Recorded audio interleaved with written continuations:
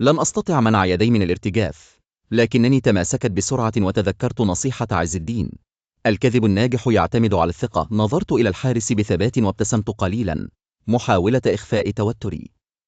أنا جديدة هنا، سيدي. جئت مع الفرقة الموسيقية من دمشق. تم استدعائي في اللحظة الأخيرة لأن إحدى العازفات لم تستطع الحضور. ضيق الحارس عينيه أكثر، لكن قبل أن يتمكن من قول شيء، اقترب رجل آخر. كان يرتدي ثيابا مزينة بالذهب، وعلى وجهه تعبير متعال. عرفت فورا أنه أحد المقربين من سعيد. ما الأمر هنا؟ سأل بنبرة حادة. انحنى الحارس قليلا وقال: هذه الفتاة لم أرها من قبل.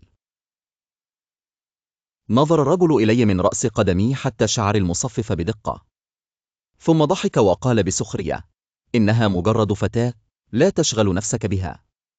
سعيد يحب الاستعراض، لذا لا تفعل شيئا يفسد الأمسية. ثم التفت إلي وقال: إذا كنت هنا للعزف فافعلي ذلك جيدا، وإلا فستكون ليلتك الأخيرة. أومأت برأسي بسرعة وأنا أخفي ارتجاف يدي، ثم سارعت للانضمام إلى بقية الفرقة، محاولة استيعاب ما حدث. كدت أكشف في اللحظة الأولى، وعرفت أن القادم سيكون أصعب. جلست بين العازفين، وأخذت أراقب القاعة بحثا عن أي علامة تدل على مكان والدي. كانت هناك أبواب كثيرة وحراس في كل زاوية، لكن لا شيء يدل على وجود سجناء هنا. فجأة، أثناء عزف الموسيقى، انتبهت إلى شيء غريب: رجل يرتدي ثياب الخدم، لكنه كان مختلفا عن البقية. كان يتحرك بحذر، وعيناه تراقبان المكان وكأنه يبحث عن شخص ما. شعرت بأن هناك سرا خلف هذا الرجل.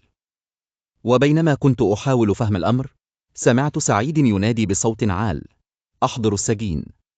توقفت الموسيقى للحظة، وشعرت بأن أنفاسي انقطعت. هل يقصد والدي؟ نظرت نحو الباب الجانبي، حيث ظهر حارسان يسحبان رجلا مقيد اليدين. كان شاحبا، متعبا، لكنه كان هو والدي. كتمت شهقتي بصعوبة، وعرفت أن لحظة الحسم قد اقتربت.